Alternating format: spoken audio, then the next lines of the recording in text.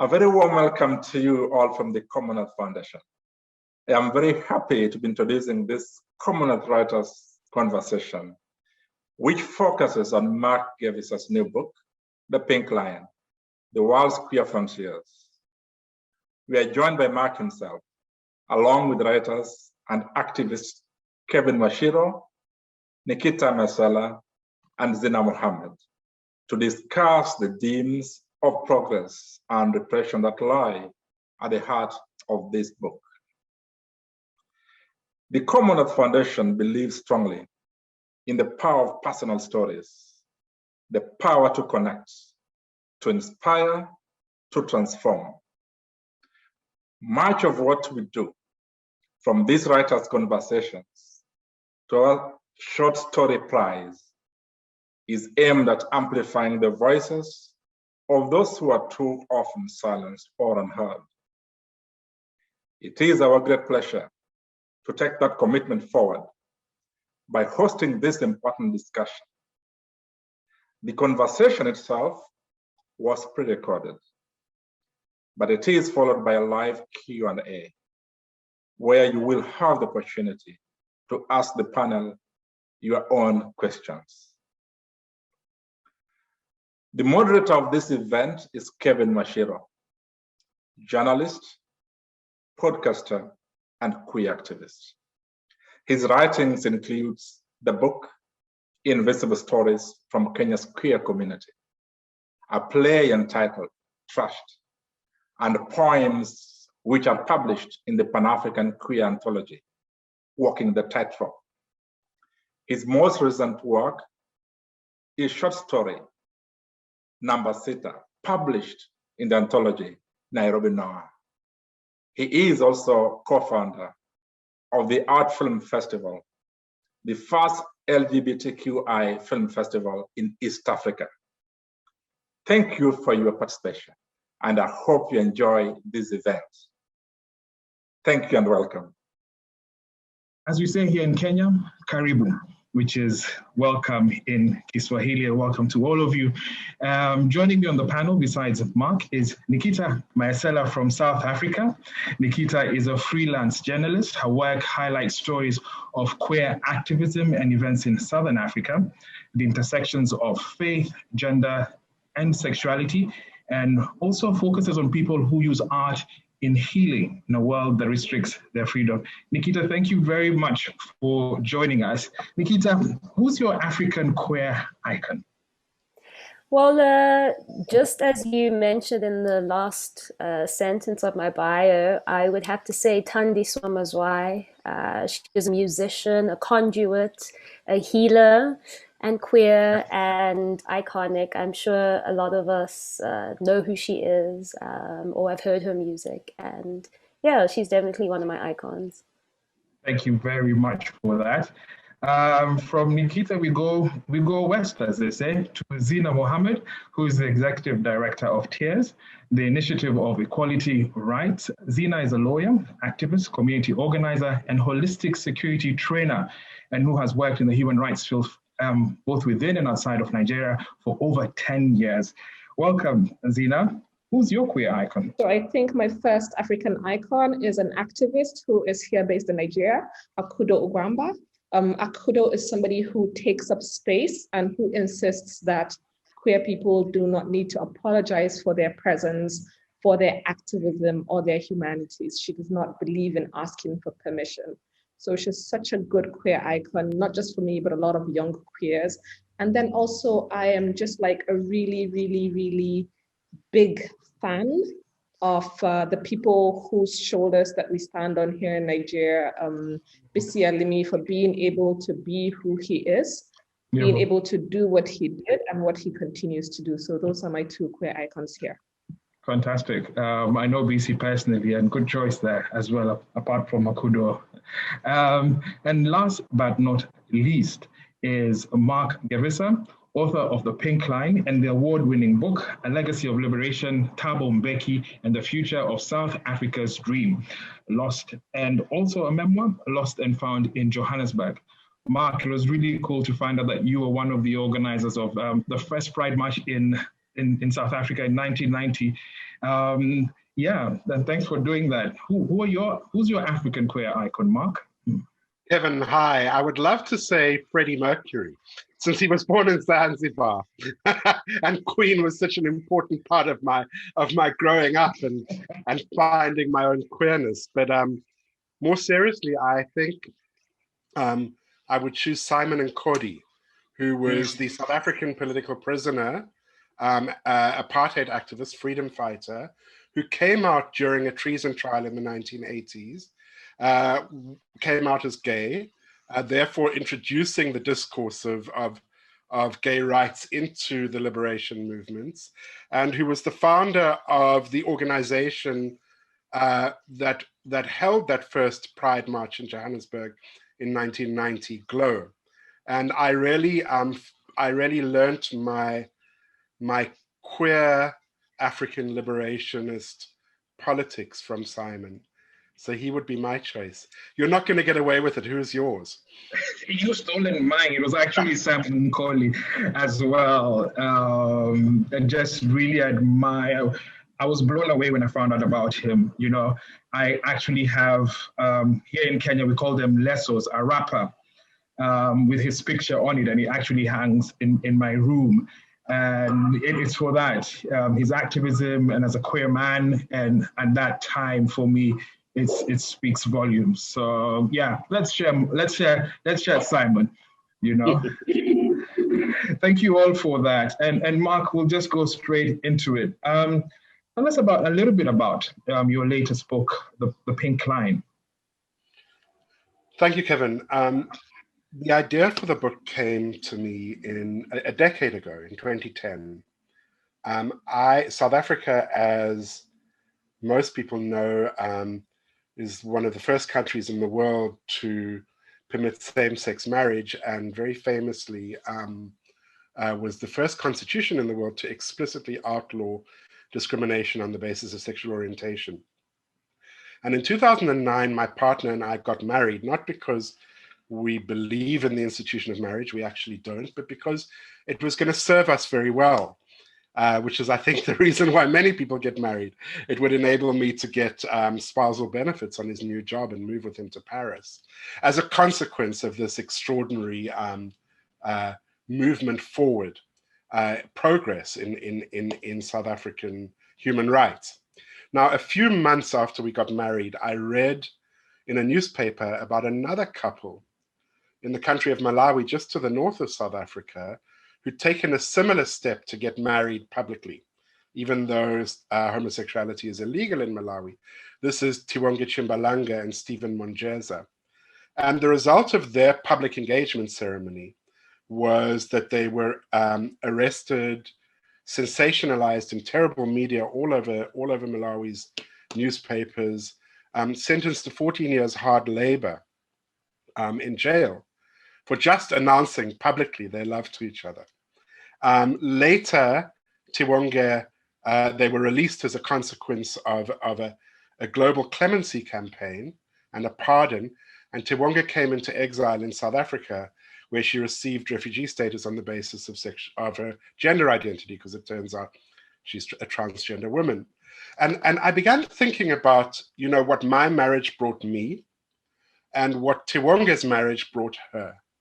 And the phrase came into my mind that there's a pink line, which is a new global human rights frontier that is describing and defining and dividing the world in a whole new way in the 21st century, in ways that certainly were unimaginable to a person my age, in my mid-50s, when I was coming out in the 1980s and loving Freddie Mercury.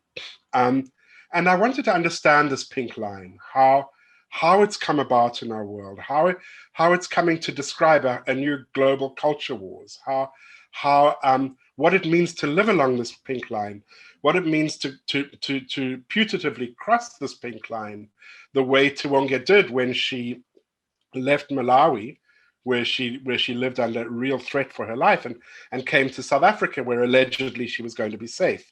The truth, of course, is a lot more complicated, and we can talk about that. So I began to think about this pink line that divides countries in the world, but that runs through countries, because as Nikita, my compatriot, I'm sure will tell you, even though we have this amazing law in South Africa, the reality on the ground is still very tough when it comes to gender-based violence and the way this violence is inflicted on queer people too. So the pink line doesn't only run between countries, it runs through countries. It runs through families, it runs through churches. I think in the world we're living in now, very importantly, and very important for Africa too, it runs between the kind of online freedom and connection you can have if you just have one of these and a little bit of data and some privacy, and the offline strictures that there are when you look up from your screen, and where you've sort of been happily queer on your screen, connecting with this new global identity, and you look into the eyes of a stern parent, or that's going to maybe beat you, or a church that says you're a sinner, or a state that says what you're doing illegal. That's a pink line between that kind of online identity and offline realities, particularly in our African contexts. And I was really interested in this book about what it means to live on that pink line and to have to toggle between those identities, because I think that queer people, and particularly queer Africans, kind of live in two time zones. On the one hand, there's the kind of global liberatory time zone, which is kind of a fast forward. The earth is moving so quickly, and we can jump onto this onto the digital revolution, and there's another time zone in which things are moving really slowly, in which there's kind of generational change that needs to happen for social norms and even laws to change. So that's what the book's about. And the way I explore this in the book is rather than just having all these big ideas, which I think are important, I try and understand these big ideas through people whom I follow. So as you mentioned in your introduction, one of the people I follow is one of the first person I follow is Tiwonge Chimbalanga. She's the first person I met and the first person I write about. Another person I follow is a young man named Michael Bashaija, who was a Ugandan refugee who first fled to Kenya and is now living in Canada. And from there I go all over the world. I have a third African story, which is a really wonderful story about a lesbian couple in Cairo who opened a sidewalk cafe during the Arab Spring, the Tahrir Square revolution. And I have stories from India, from Russia, from Israel and Palestine, from Mexico, from the United States as well. Just a follow up from that, Mark.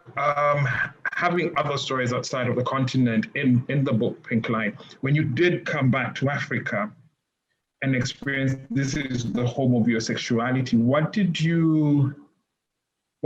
were your thoughts on your reflections looking at sexuality and then coming back home? And does that make sense? Yeah, it's sexuality and a gender identity. I mean, I suppose I could say several things. The first is that in Africa, as all over the world, there is an awkward dance between legal reform and social change. And we need to understand that. And it's an awkward dance, 2 steps forward, 1 back, 1 to the side, 1 to the left. This notion, this beautiful liberal notion, somewhat not just liberal but somewhat redemptive notion, that as Martin Luther King said, the arc of history bends towards justice, no matter how slowly, I think needs to be qualified. It bends towards justice, but there are ups and downs and kinks in that arc. It's not a solid arc, and we really need to understand that, because we need to understand how there's action and reaction, and how so much of what we call queerphobia or homophobia or transphobia in Africa is a reaction towards rights that have been claimed by new generations of people who in previous generations didn't feel free to, or didn't even know that they could, or even didn't think that there were rights to claim. They just were on the down low doing their stuff, or working within traditional pre-colonial forms which are really not about rights or identity, but more about practice and behavior. So much of what we call transphobia and homophobia is a reaction, and this, I've learned this not just from Africa, but elsewhere in the world, is a reaction to the space that we have claimed. And I think it's really important to acknowledge that, to acknowledge our agency, and to acknowledge that we, in claiming space, are always going to be in a, well, not all, hopefully not always, but are more likely than not going to be in some kind of, it could be a conversation or it could be a war with people who are threatened by that space being claimed. So I think that's, there are other lessons I can mention, but which I'm happy to, but I think that's a primary one. Okay. Thanks, Mark. Zina, I'd like to come to you. Do you have any thoughts on what Mark has said? Especially, I like the fact that you said there's a dance between that legal form and the social change. And for me, I'm just really keen to find out what's the state of play in regards to sexuality and gender identity, queerness in Nigeria. I have to agree with what Mark said, that there's actually this dance going on by the legal and the social implications of this fight, this line that really has been drawn between different groups who are struggling, for lack of a better word, for dominance on what happens to culture and the way that we're seen in different countries. Personally, right now, as I usually say, culture is such a double-edged sword in the work that it does, in both advancing and sometimes reversing rights in regards to sexual orientation and gender identity. On the one hand, just as it has been shown in the books, this idea of globalization and the fact that people can have access to technologies from around the world, to shows from around the world that introduce you to queerness, to let you know that you're not alone, also puts fear in other people who are not really ready for change, right? And it also empowers people who are in the opposition, who are working very hard to reverse the gains that are being made both in the media and also in the legal landscapes. As the book has shown very clearly, that as progress was being made around the world, conservatives from around America, especially, who were losing the war in the front lines, decided that Africa was the new frontier, where they could push back rights or sometimes hold the lines to ensure that a lot of their beliefs that they had, which was being eroded, could then be instilled here. So even where people were fighting simply for decriminalization, they insisted that people were fighting, for example, for same-sex marriage. And they managed to instill fear and horror in people. They managed to make allies with various nationalist groups, where they could overlap both racism, sexism, homophobia, and every other ism that is negative, and roll it into one with religion and say, here, take it and run with it.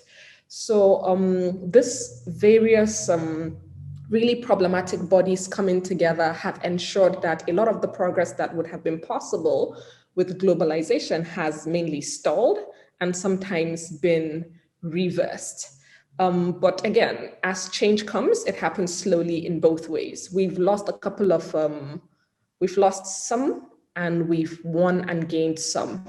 As Nigeria has been tracking the acceptance or the normalization of queerness by doing a biannual survey to see if people's reactions to sexual orientation and gender identity has been changing, we can see that it has. Mark's book is one of those who really goes down into the nitty-gritty, talking about from the first Pew research in 2013, right? That, for instance, showed that only 2% of Nigerians were in support of rights for people who identified as LGBTQ. We can then see from there that steadily up until 2019, 2020, the number has slightly increased. This shows us that there is some progress where people are beginning to accept LGBT people, But unfortunately, the reality is also somewhat different, because since after that Pew Research, where only 2% of people thought that it was okay for LGBT people in Nigeria to have rights, now we have the Same-Sex Marriage Prohibition Act. So legally, we've lost a big chunk of rights, but also in the society, we've gained a huge acceptance where up to 30% of people have now changed their minds as to the rights that should belong to LGBT people. So there are gains that have been made, and there are also very obvious pitfalls that have been made. People are now being open about who they are. We have a lot more allies who are speaking up very publicly about their support for LGBT rights, which would not have been something that was acceptable. Even though, again, just like, I hate to say that Africa is not a country, yes, but there are some things that are very common. In Malawi, in Auntie's case, we can see that a lot of people think that she's actually pretending to be trans because she wants money from foreigners, or that foreign bodies and Westerners are tunneling and funneling in money so that they can change beliefs. It's the same belief here in Nigeria, where people genuinely think that there aren't LGBT people and that we're all claiming to be queer because of money. So there are a lot of overlapping things around the continent, which was clearly shown in the book, which was what made me, it so resonated. And you could clearly see that people who pick up and read this book would be like, yeah, this is exactly like the country I live in. Nikita, I want to pull you in. What are your thoughts on what's just been discussed? I can echo what Zena and Mark have said about this dance or discordance between law reform and social change across many of the regions on the continent. And I want to just refer to a piece that I just remembered that I wrote. Last year, we were a few months into lockdown, and basically a few months into lockdown, members of parliament voted to adopt the Civil Union Amendment Action into law. And the bill before this ruling allowed a marriage officer to inform the minister that they object on the grounds of conscience, religion, and belief to solemnizing a civil union between same-sex couples. Now, the effect of this bill is to remove the conscientious objection clause in the Civil Union Act, meaning marriage officers as public servants employed by the Department of Home Affairs wouldn't be allowed to refuse to perform a civil union ceremony. Now, what was interesting is that when this story came in when it was announced, the ruling, it came in a press release statement that came from a church to me. And I'm someone who, a lot of my stories for the past year have been talking about this like site of tension between consolidating your queer identity and religion and within religious institutions. So I thought it was one of the churches I had been in communication with for some past stories who were telling me good news, but it wasn't that at all. And basically it was this nonprofit Christian organization called Freedom of Religion. And according to them, the bill proposed the removal of civil marriage officers' right to conscientious objection, a right which protects marriage officers employed by the state from being forced to preside over marriage unions if it would violate their conscious or sincerely held beliefs. So it was a group of elite Christians who were saying, this is unacceptable. What about our rights? In a country where we are seen as quite a progressive or have quite a progressive constitution when it comes to sexuality and gender variation. So I think that for me is quite a clear and recent example of how this dance that you're talking about, Mark, between law reform and social change, because what that church was communicating to quite a big mainstream media publication was that we are leaders of a community and we say that this is not okay. The law says it is, but the community or the community that they are leading is denying that it is something that should happen, something that is right, something that is morally correct. And it's something that we're consistently going through across the continent, across regions where we have a law that upholds human rights of queer people, but if I'm existing in a community where I'm around a bunch of different people all the time, if I'm in a family home where perhaps my family goes to a church where the leader says no, this is a sin. Homosexuality is a sin. I'm not, that law, I don't know how far or extensively that law is going to affect me in my everyday life, which is a common thing that happens when these laws are being changed. But I do think that this generation sees that there's an opportunity, a rising one, for people to access a sense of liberation through claiming their queerness and being visible. This claiming of queer identity solidifies that there is an existence of this group of people. They have been here, always been here, but now we have words to say that we're here. We have movements to say that we're here. You know, the landmark case for shifting ideas globally, the benchmark case, was that extraordinary referendum in Ireland in 2014, where the majority of Irish people, you know, Ireland, supposedly a conservative Catholic country, voted, a big majority, like 66% or something like that, voted in favor of changing the constitution to permit same-sex marriage. Astonishing. How did this happen? And there are many explanations for it. And what one is that the church had lost its moral credibility because of all the accusations of pedophilia and abuse. But another reason was given to me by the Irish writer Colm Tóibín, and I really like it. And I think we can apply it back home too. And the reason he gave is, he said, Ireland is an intimate society. Everybody knows everybody. And because there's been increased visibility, everybody in Ireland now knows somebody who's gay. Their mother, their father, their son, their daughter, their teacher, their postman, their butcher, their baker.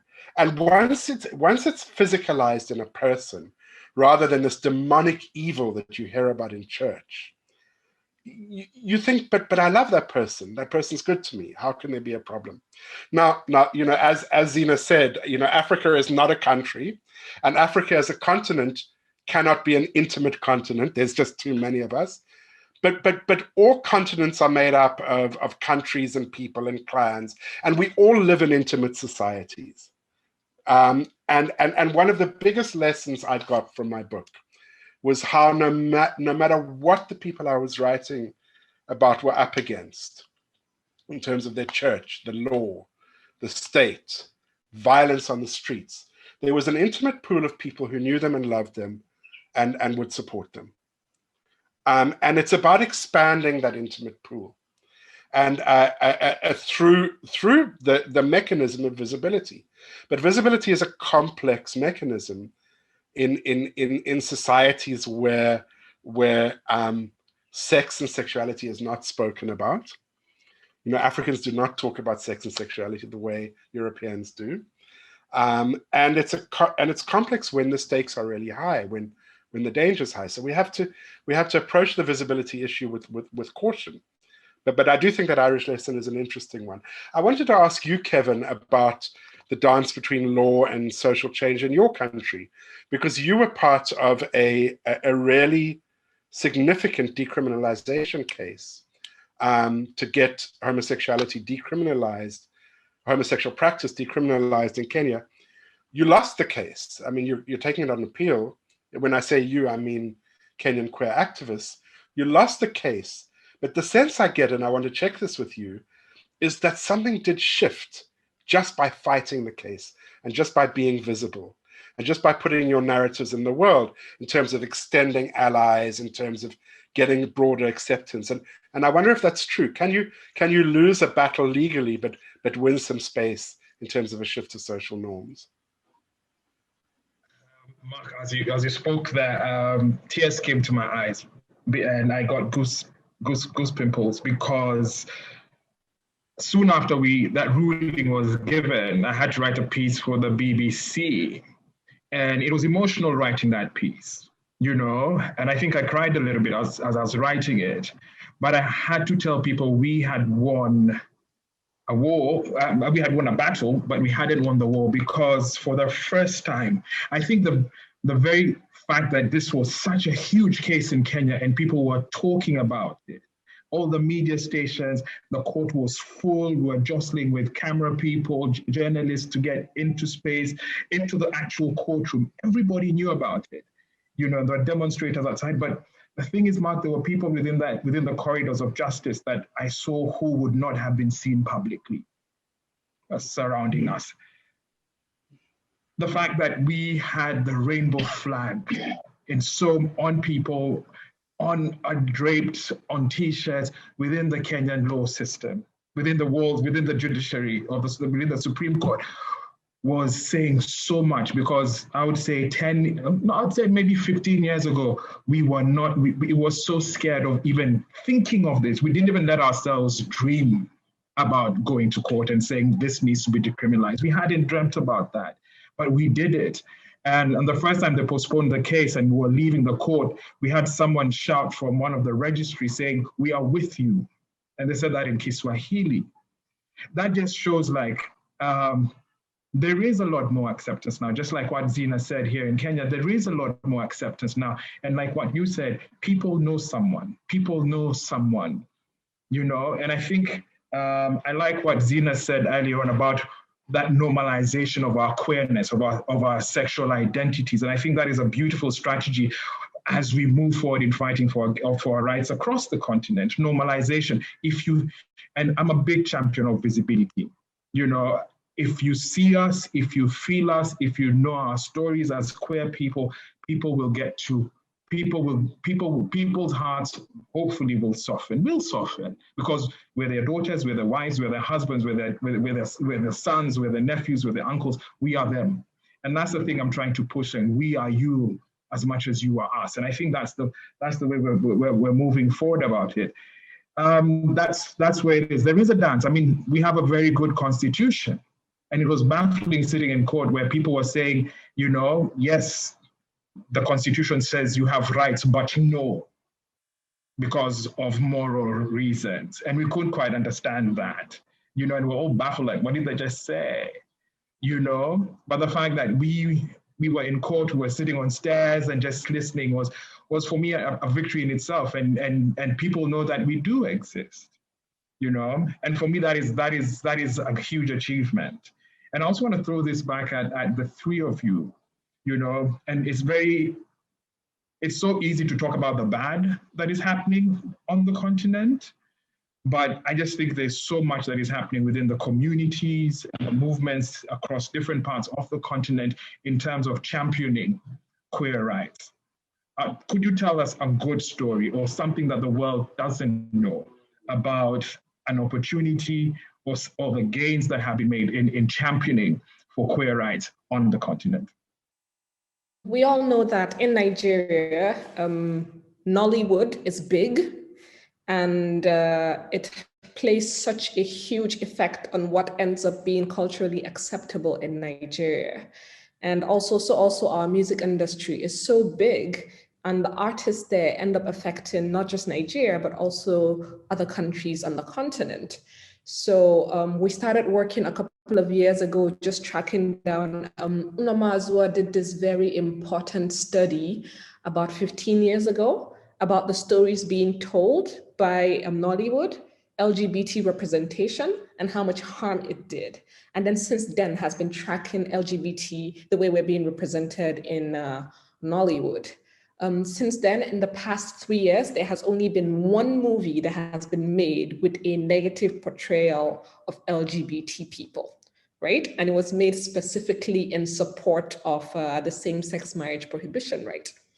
But they got such a backlash that the movie has not been shown anywhere since its first week in the theaters, right? The people who participated in it have been shamed publicly by their peers and by people in the industry. They've taken it off online. You can check everything about the movie, where at this point you can barely find one article talking about it.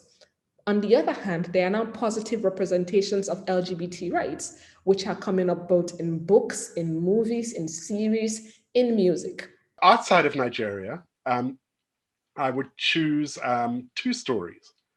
The first is, well, two and a half. The first is Sudan, of all places, where last year the revolutionary government of Abdallah Hamdok decided in a raft of gender-related reforms that it was going to move Sudan out of the death camp. In other words, that no matter what Sharia says, you will no longer, being found guilty of homosexuality no longer carries the death penalty in Sudan. And look, you know, it's still illegal, small steps. But what was interesting to me was that the Sudanese government decided to include this in its package of reforms. And what the Justice Minister said about it, which was that we are moving from a repressive society to a free and open society, and that so that the Sudanese were calculating the way South Africans did when we moved from apartheid to democracy, that if you're going to talk about an opening up of society, if you're going to talk about democracy, if you're going to talk about freedom, if you're going to talk about human rights, you've got to be universal about it. You've got to look at everybody. And it was amazing to see the Sudanese beginning to do that. So that's my one. My other story is on the other side of the continent, two countries, Angola and Mozambique, where homosexual activity has been decriminalized. And in both instances, there has been really focused activism from the LGBTQ community, particularly in Mozambique. But in both instances, the governments were pretty proactive themselves, because they were seeing the way the world was changing, and they wanted to identify themselves with, if you like, modernity, and mirroring Nigeria, Zina, is the way that the big change happened in Angola because of popular culture, because the most famous musical celebrity in Angola is somebody called Titica. And Titica is a transgender. She does, I forget the name of it. She does Angolan rap. There's a particular name for it. And she's trans, and everybody loves her. And there was a way that Titica, being trans and being openly trans, just kind of defused the debate, normalized the matter. Mark, the genre of music that you were looking for is kuduro. Yeah, Titica's a kuduro star. I love her. Kuduro. Yeah. Yeah, I think both my fellow panelists speaking about art and the way that the movement uses art as a liberation portal is something that is happening across the continent, through writing, through visual artwork like Zanele Moholi, who is literally capturing the lives of communities that people believe don't exist. And she is saying, we do exist. These communities do exist. And I'm going to show you the faces within these communities. So I think that that's something that just across the board I find to be a great positive story. For me, it's the element of culture. And I think it's important to recognize how big a role the internet is playing on the continent right now. You know, if we look at how, especially in Nigeria, two of my good news stories was the End SARS movement and how the queer community in Nigeria made themselves really visible. And that was, for me, that happened. I'm like, we're owning this. We're owning this as much as you. And Zina, I just want to say thank you. Thank you for being there. And that, I think you don't know how big that is for us who are outside of that. For me, mine was Pride Afrique, which was a group of us who came together and organized an online Pride festival, you know, and it was exciting getting people for 3 days online talking about, and we're talking about African queerness. It was an African event. And I think the internet democratized that pride for us, especially here on the continent. People could just get their data bundles, even if it was for a brief period. And for me, the key thing was they were able to see themselves and other queer Africans. In light of that, what do you guys think? Are there other opportunities that I'm an activist, those of us who are in the movement, those of us who are in the community here on the continent need to capitalize on? We've mentioned culture. Are we missing any other trick?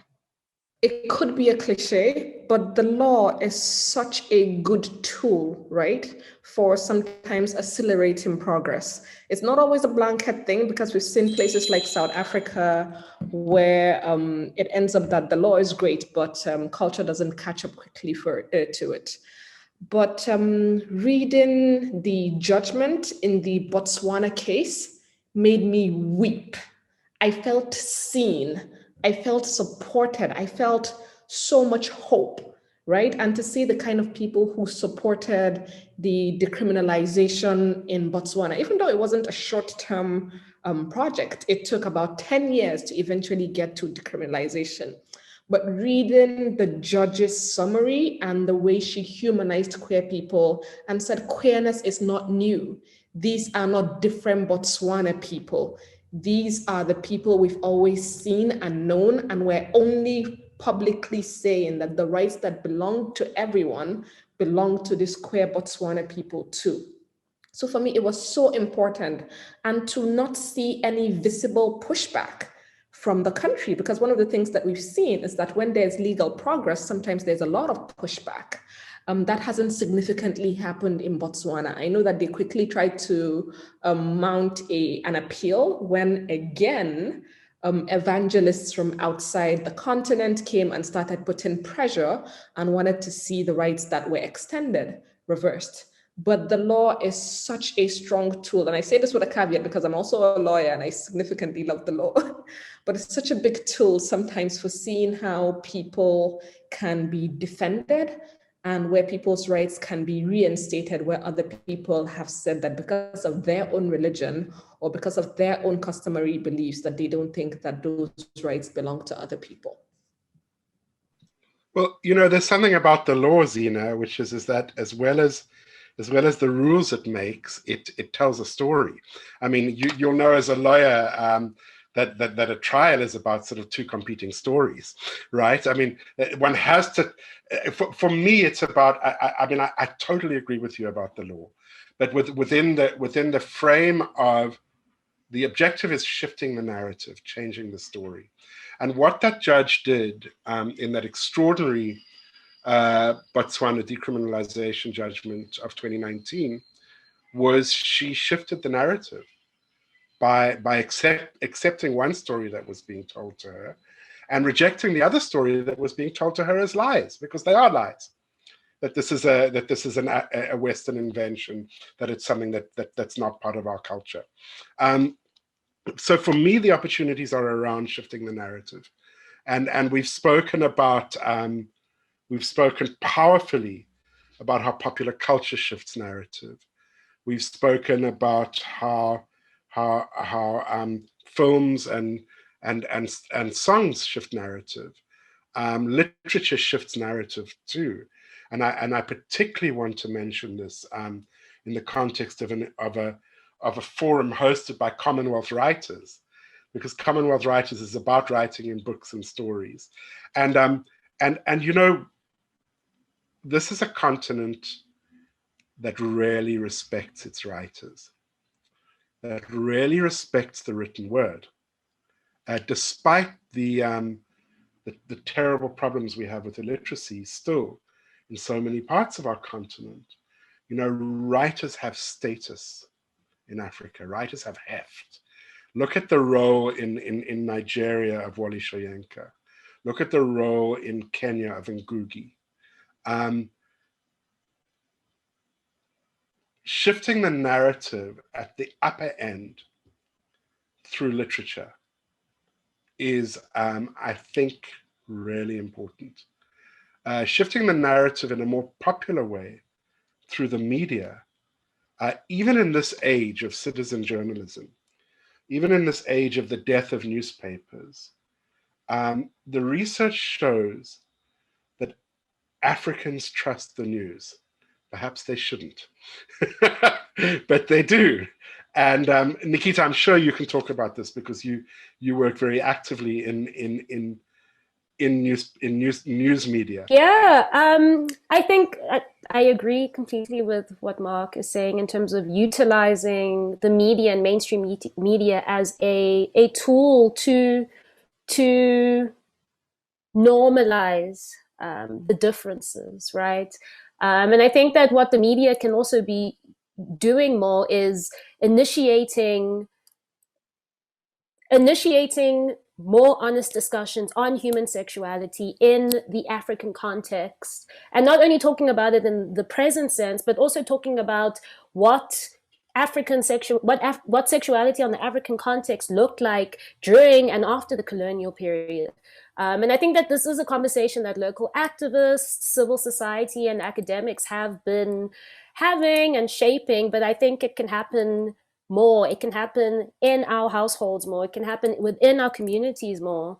And like you said, Mark, people read and believe the newspapers. I think through this conversation in media, we can start to reclaim our forgotten past as peoples who traditionally refused to hate, but stood side by side and embraced their differences. So I'm talking about community and using people on the community level to have these chats and to humanize these experiences and to kind of have an integration that is happening organically, can I say, with the help of leaders, with the help of activists, with the help of media. Yeah. It's interesting you mentioned the An-African thing. I think that argument we're hearing a lot less these days because of the work that has been happening, because of the normalization of our existence, and I think that's a good thing. And I'd sort of like us to change gear a little bit here. Mark, you mentioned Mozambique and Angola. It's interesting to note that right across Lusophone or Portuguese-speaking Africa, homosexuality has been decriminalized. You know, why are we seeing more movement? Or the panel, why are we seeing more movement happening within, or why are we seeing more movement happening within Lusophone Africa than we're seeing in Anglophone Africa and Francophone Africa? I mean, last year we had, it was either last year or the year before, I can't remember, where we had Gabon joining that bandwagon of decriminalizing, but we're not seeing as much movement, especially in Anglophone Africa. I think what it comes down to is on the Anglophone side, is two inhibitors, two very significant inhibitors to change. The first is evangelical Christianity and its link with American evangelical Christianity in the way that Zena described. Now, it's not as if there aren't huge evangelical movements in Lusophone and Francophone Africa. You know, Congo, enormous. Angola, enormous, and it's a Brazilian evangelical movement in Angola. But there's not a similar doctrine.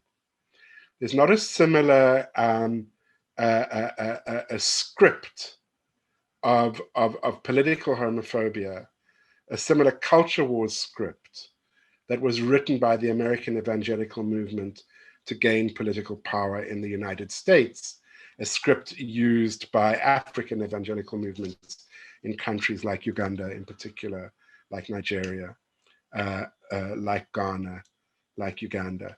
So I would say that's one reason. I think the second reason has to do with the roots of the law itself, which is that many Francophone African countries don't even have anti-sodomy laws.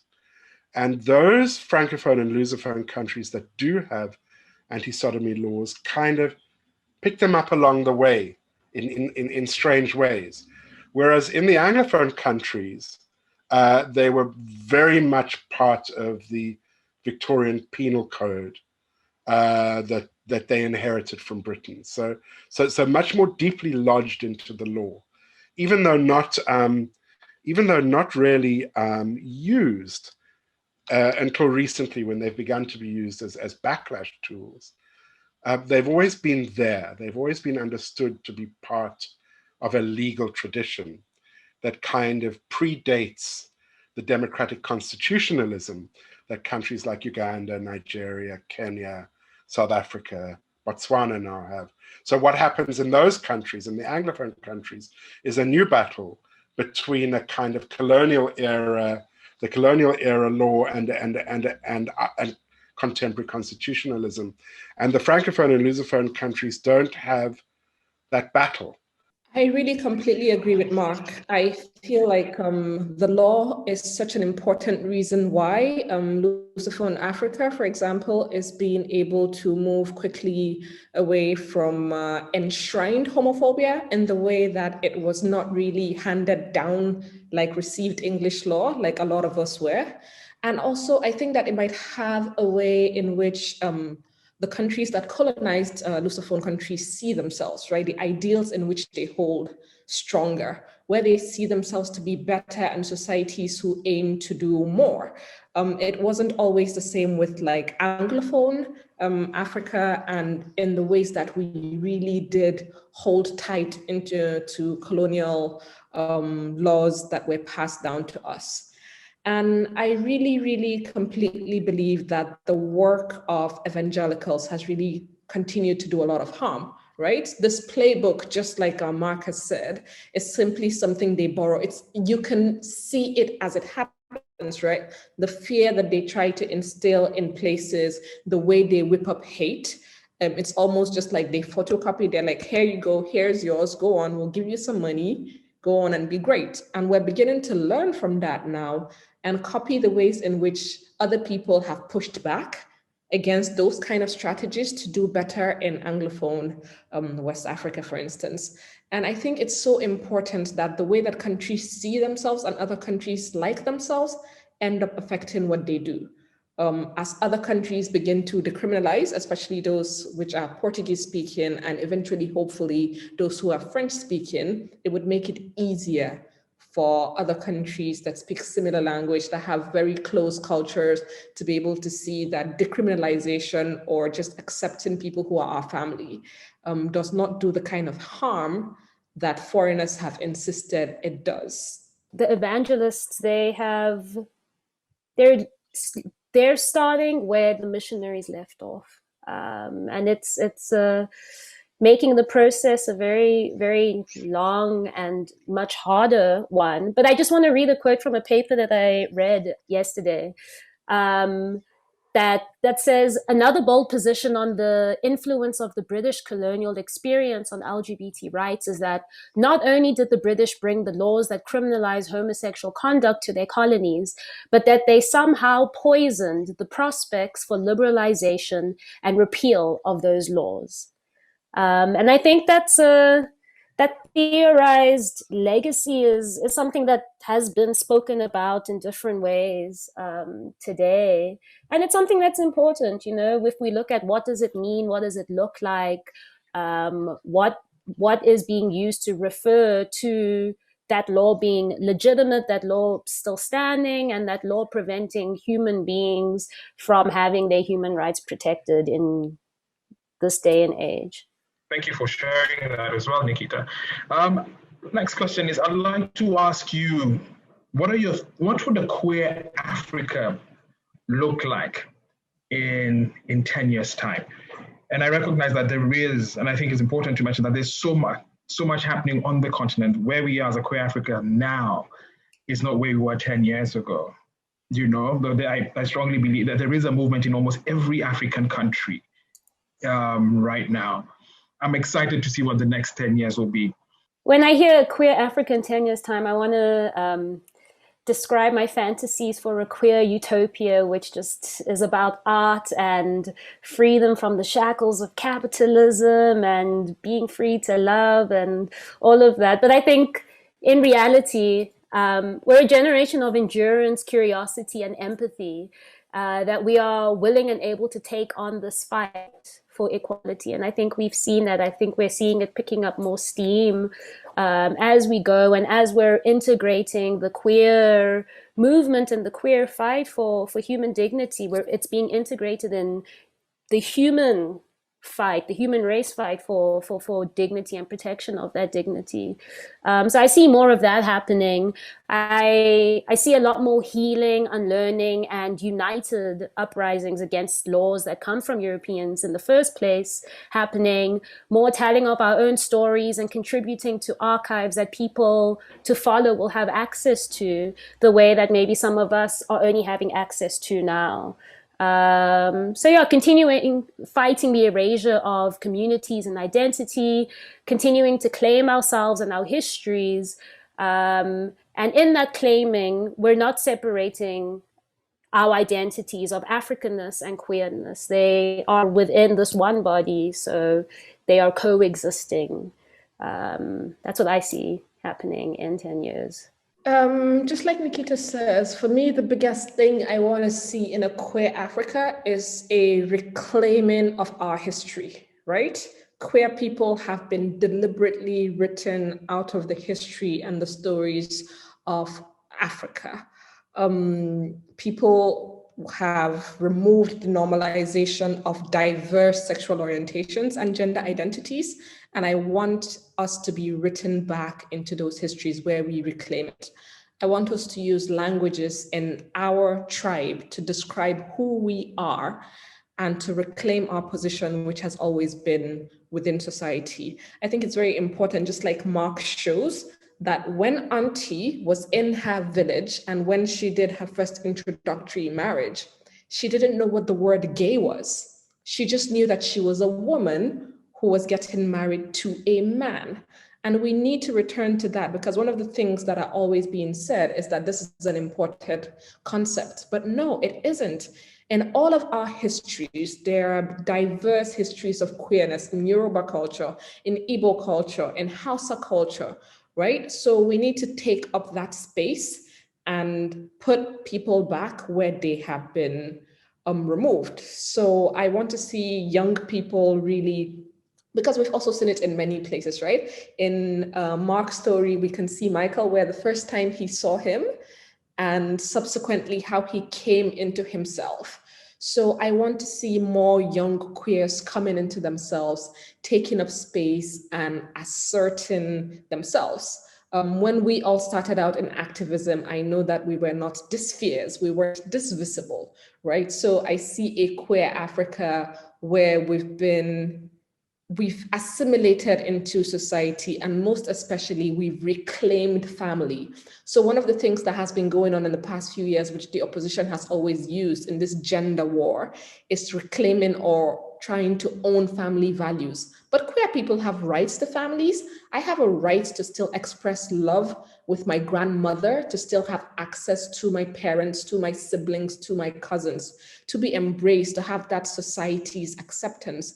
And I want us to see, I want us to be able to reclaim that and to push back on this idea of hate, where one person's sexuality is a reason why you think that they should be ostracized from people who are related to them by blood. So I'm looking for a queer Africa that reclaims all of its people, right?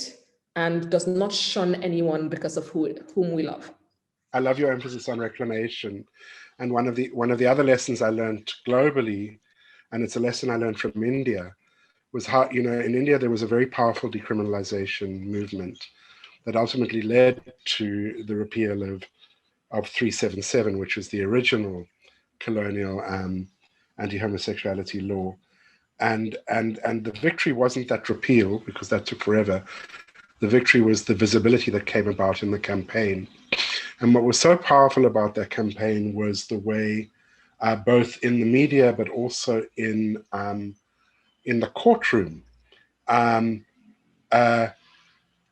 the queer movement and its allies referenced global universal human rights culture, but also values and traditions that were specifically Indian.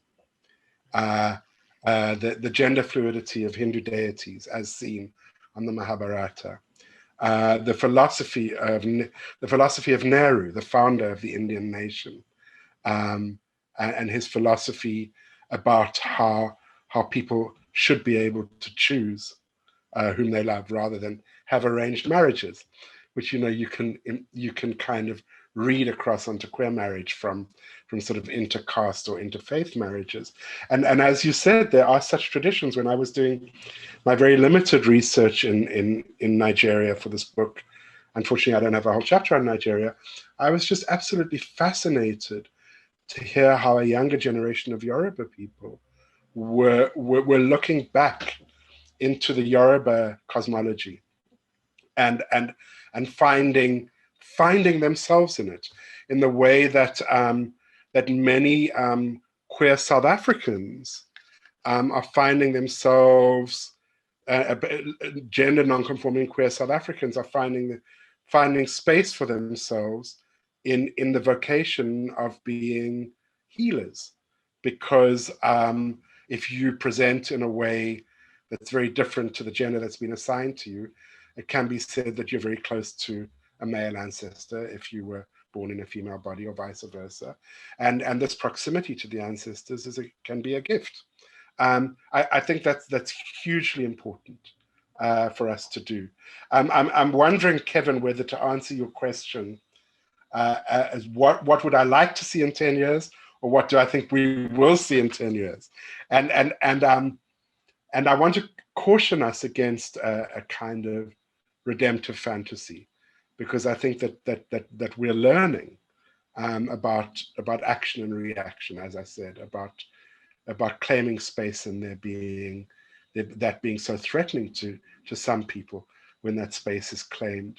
And I do think that with everything we've spoken about on this panel, there is going to be a lot more advancement in culture, in law, in literature, in the media, but there is also going to be more backlash, or let's not say more backlash. Who knows how much backlash there will be, but it will be there. And one area I want to signal where we are going to see backlash, because we have not yet seen it here, but it's happening in other parts of the world, and we need to be ready for it, is in this new battle against something called gender ideology, that's being led specifically by the Catholic Church and by evangelicals and the Russian Orthodox Church. And this notion that it is a new way that children are being corrupted, with a narrative that gender is something constructed rather than God-given by the Lord. And you even have Pope Francis, and there are many, many Catholics on our continent. You even have Pope Francis saying that this is a form of ideological colonization, to teach that a boy can become a girl or a girl can become a boy. It's becoming a global movement with great force, particularly in Latin America and in Eastern Europe, because it does what the homophobes can no longer do. The homophobes used to be able to say, we have to keep gays away from our children because they're going to corrupt our children. They're going to turn our children into gay. They're going to molest our children.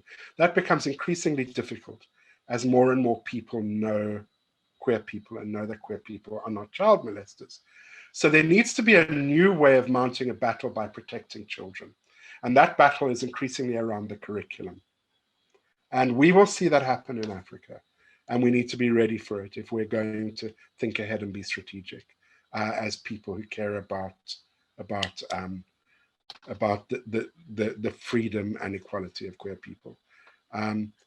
So unfortunately, more of those battles ahead, but more space, more confidence in all the ways that we've been speaking about on this call. Thank you very much for that, Mark. In closing, I just want to end with something that you wrote in the book, and this comes out from one of the chapters in Egypt. And for me, it springs of hope, and the fact that it is this queer Africa of ours is attainable, and there have been flashes of it every now and then. It's taken from someone who had been interviewed in Tahrir Square, and I'll read. The revolution changed all this. It gave me this sense of unity, this urge to get out of my safe bubbles within the new platform of activism. We were all in the square, straight, queer, Sunni, Shia, Muslim, Copt. I was aware that the square was very diverse. Why couldn't society be the same? I know we're on there. It might take a little bit longer than we'd like, but we're definitely on there. Nikita, Zarina, Mark, thank you so much for a fantastic panel. Thank you for educating me, for sharing, and for just showing that it is possible. And we need to take advantage of the law, literature, the media, and give our own queerness our language. Because I think, I mean, just in response to what you said about gender ideology, I think once we get our language back on our queerness, on our identity as Africans, as queer Africans, we'll be able to defend ourselves and Mari's ours. Have a lovely day wherever you're at. And it is possible. Cheers.